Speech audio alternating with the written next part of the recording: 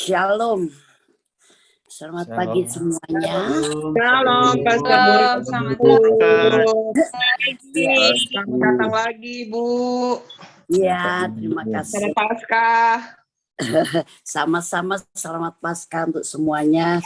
Saya percaya semua kita baik-baik saja karena kita juga sedang mengalami kuasa kebangkitan dari kebangkitan Yesus.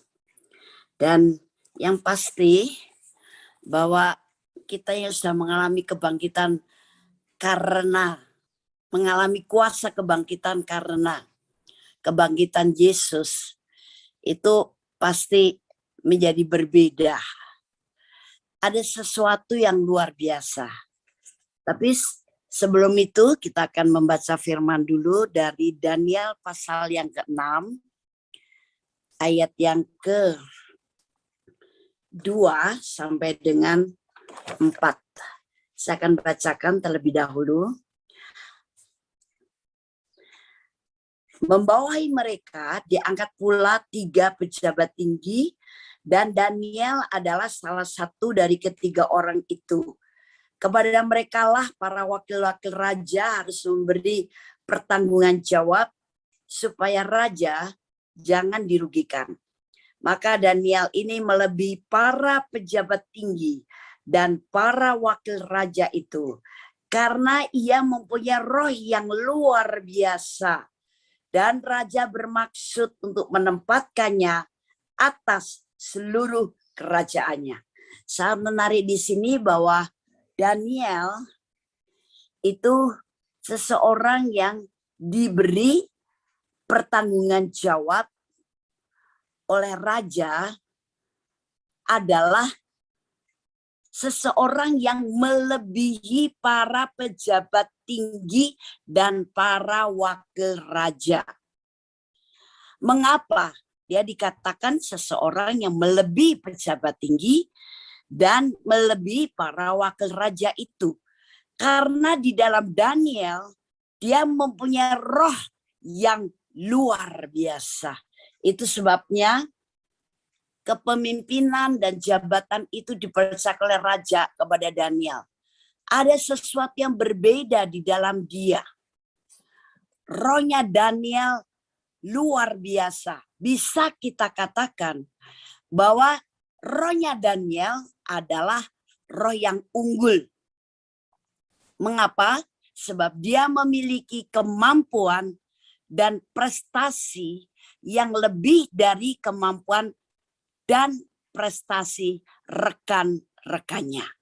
Sehingga Daniel bisa kita katakan menonjol di antara orang di sekitar raja. Menonjol. Ada sesuatu yang lebih di dalam diri Daniel. Nah, Daniel adalah orang perjanjian lama. Bagaimana sekarang dengan kita-kita orang-orang perjanjian baru? Justru kita-kita sebagai orang perjanjian baru, kita ini juga dijadikan oleh Allah Bapa menjadi orang yang berbeda. Berbeda tapi dalam pengertian yang positif. Kita dibuat lebih istimewa daripada yang lain di luar Kristus.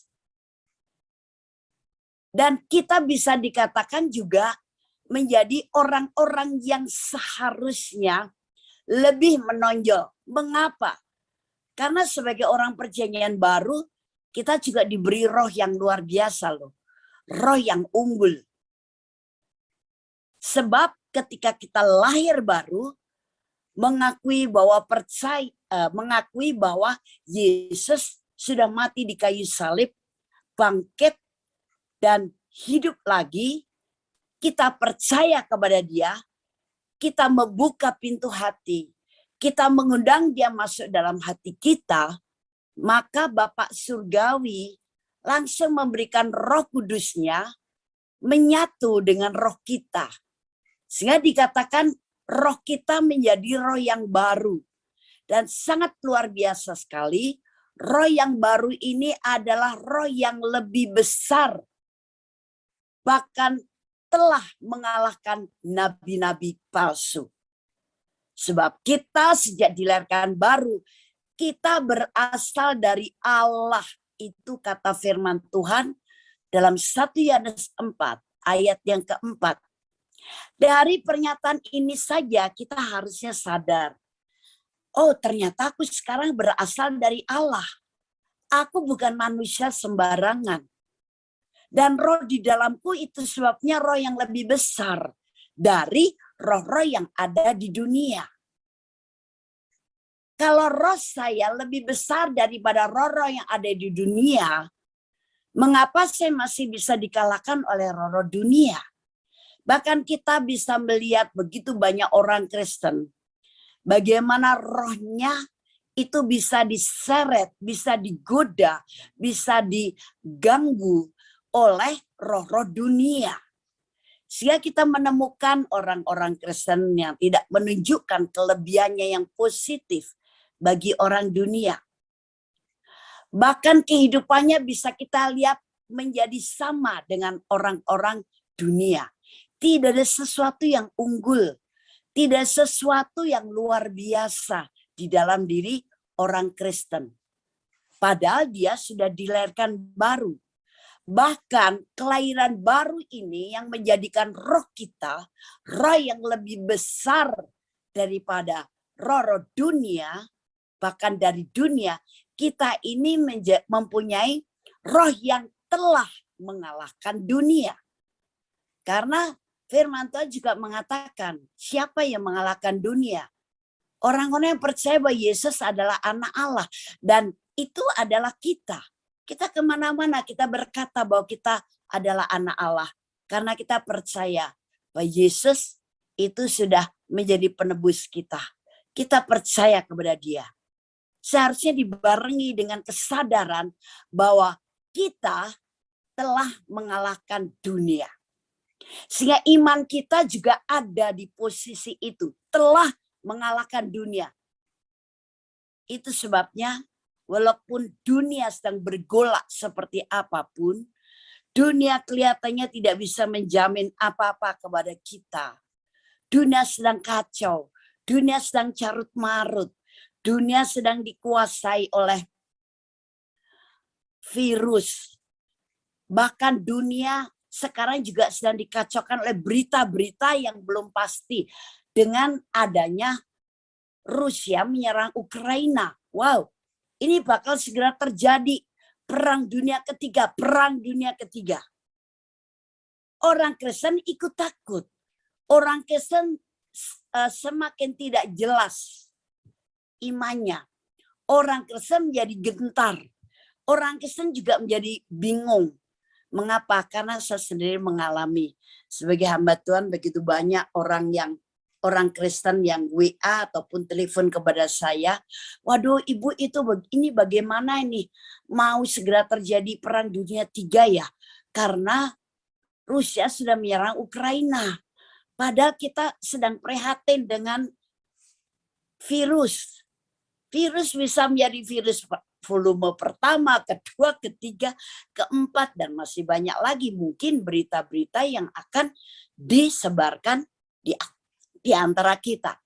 Tapi sekarang sudah ditekan, sudah dihantui, sudah dibuat bingung, sudah dibuat was-was oleh karena berita tentang Rusia menyerang Ukraina.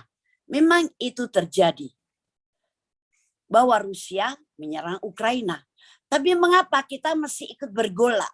Mengapa kita bisa tetap bingung? Mengapa kita jadi malah takut? Padahal roh di dalam kita yang baru itu tadi, itu adalah roh-roh yang telah mengalahkan dunia. Dan kita ini sudah berasal dari Allah, bukan dari dunia. Harusnya kondisi apapun yang sedang terjadi di dunia, kita tetap stay dengan tenang, dengan damai sejahtera, karena roh kita roh yang lebih besar dari dunia. Bahkan kita telah mengalahkan nabi-nabi palsu di dunia itu. Dan kita berada di dalam Yesus. Kita sekarang adalah orang-orang yang sudah diberikan janji bahwa kita menang. Bahkan lebih daripada pemenang. Bagaimana sikap kita ketika menghadapi situasi dan berita-berita yang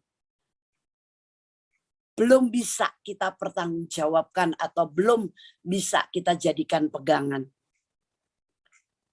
Ya, dengan sikap iman yang kuat di dalam Tuhan. Nah, sekarang iman yang kuat dalam Tuhan itu salah satunya adalah menyadari bahwa roh kita adalah roh yang baru. Roh yang telah mengalahkan dunia. Kita berasal dari kerajaan Allah, bukan dari dunia yang fana ini. Memang secara fisik kita masih tinggal di dunia. Kita masih bisa makan nasi goreng dan sebagainya. Tapi sadarilah, secara spirit, secara roh, kita sudah tinggal di tempat yang lebih tinggi daripada dunia. Jadi apa yang bisa menakutkan kita? Kita harusnya berprinsip bahwa sekarang kondisi dunia ada di bawah kaki saya. Dan lebih baik dengan cara begini aku memperkuat imanku di dalam Tuhan. Dan kalau kita memang sudah selalu mempersiapkan diri untuk segala kondisi dan keadaan. Kita sebagai orang-orang Kristen, kita tidak perlu takut. Kecuali kita menjadi orang Kristen yang kemarin-kemarin santai. Kemarin-kemarin hanya sebagai orang Kristen yang agamawi. Kemarin-kemarin sebagai orang Kristen yang hanya agamis atau menjadi orang Kristen yang turunan beragama Kristen. Tapi selama kita menjadi orang Kristen, mengerjakan keselamatan dengan hidup yang mau dipimpin oleh Roh Kudus, dan firman Tuhan menjadi pijakan kita, firman Tuhan menjadi acuan kita, firman Tuhan menjadi cermin bagi kita. Apa yang harus membingungkan kita dengan situasi yang sedang terjadi di dunia? Karena Allah sudah mempunyai rencana tersendiri untuk orang-orang seperti kita yang betul-betul siap. Mau ada rapture dulu? Ya pasti sebelum Antikris bisa muncul harus ada rapture. Karena kalau Roh Kudus masih ada di dunia ini, Antikris tidak berani menampilkan diri. Dan sekarang Roh Kudus ada pada kita masing-masing orang percaya. Jadi artinya kalau Roh Kudus sudah diangkat, yaitu orang-orang percaya sudah diangkat, nah baru Antikris nanti bisa muncul atau memproklamirkan diri. Nah sekarang mau ada rapture pun sebelum Antikris muncul, karena ini sudah terjadi perang dunia 3, kita juga tidak perlu gentar. Yes Lord, I'm ready. Nah ini termasuk sikap orang Kristen yang sadar bahwa sekarang kita ini punya roh yang luar biasa. Kita itu punya roh yang unggul. Karena menjadikan kita menjadi orang yang punya roh luar biasa. Kita dilahirkan dari bibit unggul, dari benih ilahi. Dan sadarilah bahwa kita ini bukan hanya terlihat secara jasmani. Tapi nomor satu, iman orang Kristen yang sadar akan dirinya sebagai orang kerajaan Allah adalah bahwa kita ini manusia roh yang punya jiwa, tinggal di dalam sebuah tubuh. Jangan kita pandang tentang diri kita dan saudara seiman kita, manusia rohnya. Pandangan terhadap diri sendiri juga manusia roh kita sudah roh yang luar biasa. Aku ini manusia roh yang tinggal di dalam alam roh atau kerajaan Allah atau hadirat Allah. Dan rohku ini roh yang baru, yaitu roh yang unggul, roh yang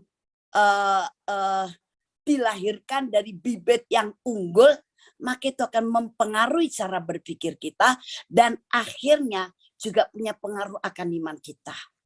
Mengapa orang Kristen banyak yang takut, gentar, bahkan juga tergoncang kalau sedang menghadapi situasi yang terjadi di dunia. Mungkin tidak usah terlalu jauh kondisi dunia yang memang sekarang lagi seperti ini.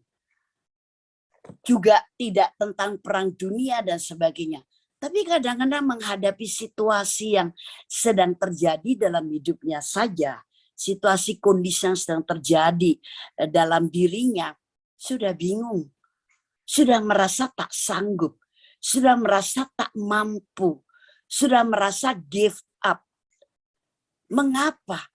Kalau betul-betul mengerti akan kebenaran ini, kita bisa tetap berdiri tegak dan kita seperti Daniel, kita sadar punya roh yang unggul, kita tetap berani menghadapinya bersama dengan Yesus, dan kita tahu bahwa ujung-ujungnya kita pasti dibuat menang karena kita sekarang pun sudah dibilang menang oleh kemenangan Yesus. Itu sebabnya kita dikatakan lebih daripada pemenang. Tapi ada banyak orang Kristen yang galau. Orang Kristen yang tadi saya katakan bingung, bahkan juga stres. Menghadapi kerjaan di kantornya, menghadapi situasi rumah tangganya, menghadapi juga berita-berita yang, ini perekonomian mau turun. Waduh, ini perekonomian Indonesia akan mengalami terjun bebas. Wah, ini sekarang ada orang begini, orang begitu, bangsa ini begono begini, pemerintah ini beguno begini. Masih banyak. Dan ini kalau orang di luar Kristus, kita harus maklum. Tapi kalau sebenarnya kita sudah dalam Yesus, kita berarti Kristus, orang yang diurapi. Dan harusnya kita mengerti kebenaran ini. Sehingga kita tetap bersorak dan kita katakan, haleluya Tuhan, semua rencana digenapi, tapi saya sudah siap. Karena saya punya roh yang lebih besar, saya tak perlu gentar, saya tak perlu takut, saya tak perlu tergoncang, saya tak perlu bimbang menghadapi kehidupan ini. Karena roh yang disadari dalam kita lebih besar, artinya besar bukan dalam arti ukuran, tapi lebih kuat, lebih tangguh, lebih luar biasa, lebih perkasa karena dilahirkan dari benih ilahi, dari Roh Kudus, kita akhirnya menjadi iman yang teguh. Kita punya iman yang teguh. Banyak orang Kristen pengen punya iman yang teguh, tapi sadari enggak bahwa roh di dalammu adalah roh yang kuat, roh yang lebih besar dari dunia. Iman yang teguh itu berani menghadapi kondisi dunia, baik secara umum maupun yang sedang terjadi di hadapan kita, dengan iman yang tetap berdiri tegak, tidak goyah, kita tetap bisa mengangkat tangan kita memuji menyembah Tuhan, kita tetap bersyukur, kita tetap bersukacita karena kondisi apapun dunia, kita sudah tahu kita bakal menjadi seperti apa. Nah, jadi kebenaran ini harus disadari oleh kita sebagai Kristus atau orang-orang yang diurapi. Banyak orang Kristen yang hanya mengerti firman secara ilmu pengetahuan. Padahal firman ini adalah Allah sendiri, kata Yohanes 1 ayat 1. Dan firman ini adalah makanan yang sehat yang dikatakan oleh Allah, Matius 4, sehingga dikatakan bahwa kita hidup bukan dari roti saja, tapi dari setiap firman. Tapi bagaimana kita bisa menikmati manfaat daripada firman? Bahkan kita bisa dibuat menjadi kuat, sehat, segar. Jadi manusia yang punya gizi yang baik, menjadi manusia yang tubuhnya tidak kekurangan vitamin apapun. Kalau makanannya memang makanan yang sehat. Dan untuk manusia roh dan jiwa serta tubuh kita, makanan yang paling sehat, yang tidak ada tandingannya adalah firman Tuhan. Tapi firman jangan sekedar dibaca. Firman harus kita makan sehingga kita mengerti maksudnya. Dan termasuk kebenaran seperti ini. Itu sebabnya saya mengajak saudara-saudariku semua, kalau saya sedang berkhotbah, mari kita sekarang meminta untuk Roh Kudus memberikan pewahyuan, pengertian, mengajar kita tentang firman yang akan kita makan. Sehingga kita bukan hanya tahu firman secara logos, tapi betul firman yang menjadi hidup kita. Firman yang hidup di dalam diri kita. Sehingga mempengaruhi cara berpikir kita, sikap kita, termasuk iman kita. Nah, jadi kebenaran ini itu akan punya pengaruh yang besar untuk kondisi iman kita. Memang kalau orang Kristen kebanyakan, maaf, kalau lagi oke, lagi baik, ya imannya kelihatannya tenang, teguh. Kemana-mana juga banyak senyum. Tapi kalau lagi ada persoalan secara pribadi maupun secara universal, karena dunia atau Indonesia mengalami ini dan itu, maka imannya agak bergoncang, agak bergeming, atau ada juga paling tidak keresahan, kegelisahan, pertanyaan-pertanyaan di otak. Aduh, terus gimana ya? Kalau ini dunia kayak begini betul, saya ini gimana ya nanti ya nasibnya bangsa ini, rakyat ini. Walaupun mungkin tak terucap, karena maaf, banyak orang Kristen juga kelihatan rohani hanya lip service. Tapi your spirit, your soul, your mind, apakah betul-betul sudah menjadi baru? Karena apa? Kita mendudukan diri sebagai orang rohani yang menjadi warga negara kerajaan Allah, dan kita sudah sadar kita dilahirkan baru dari benih ilahi yaitu Roh Kudus, dan kita ini ditentukan untuk menjadi lebih daripada pemenang, dan dalam roh kita ada roh yang baru yang lebih besar dari dunia, telah mengalahkan nabi-nabi palsu, sehingga kita memandang dunia dan masalahnya itu lebih kecil daripada roh yang ada dalam diri kita. Bukan menyepelekan, tapi ini penting untuk menjadi makanan yang sehat bagi iman kita. Sehingga iman kita tetap teguh, bahkan oke, kita sekarang di Laskar Kristus yang militan. Saya menjadi pendoa syafaat yang militan. Oke, dunia sedang banyak rumor, banyak berita akan terjadi begini begitu. Oke, aku ada di depan. Untuk apa? Mengerjakan masalah ini dengan iman saya yang tidak tergoncang melalui doa. Saya akan kerjakan hal ini dengan doa sehingga menghasilkan karya-karya Tuhan yang luar biasa melalui doa-doa saya. Ingat beberapa waktu yang lalu ketika saya mendapat kesempatan untuk menyampaikan kebenaran firman di sini, saya katakan bahwa doa itu sebenarnya bekerja di mana? Di alam roh, tapi hasilnya akan bisa terjadi di alam materi ini. Sesuatu luar biasa, bukan? Dan ini hanya bisa dikerjakan oleh orang yang punya iman yang sehat. Iman yang sehat yang tadi sadar bahwa dalam diri dia ada roh yang luar biasa. Dia punya roh yang unggul, dan karena dia sudah mengalahkan dunia dengan imannya kepada Yesus.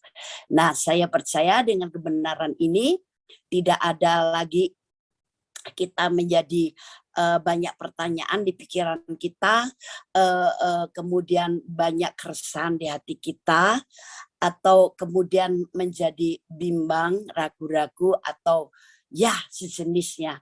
Tapi kita tetap teguh berdiri. Bahkan kita bisa katakan kepada dunia, hai dunia, sekarang kami anak-anak Allah diberi hak dan otoritas untuk mengatur dunia dengan iman saya kepada Yesus yang telah disalibkan oleh dunia. Tapi dia adalah pahlawan kami yang telah menang. Dengan iman kami katakan sekarang, Indonesia aku berkati. Indonesia tidak akan mengalami perekonomian yang runtuh.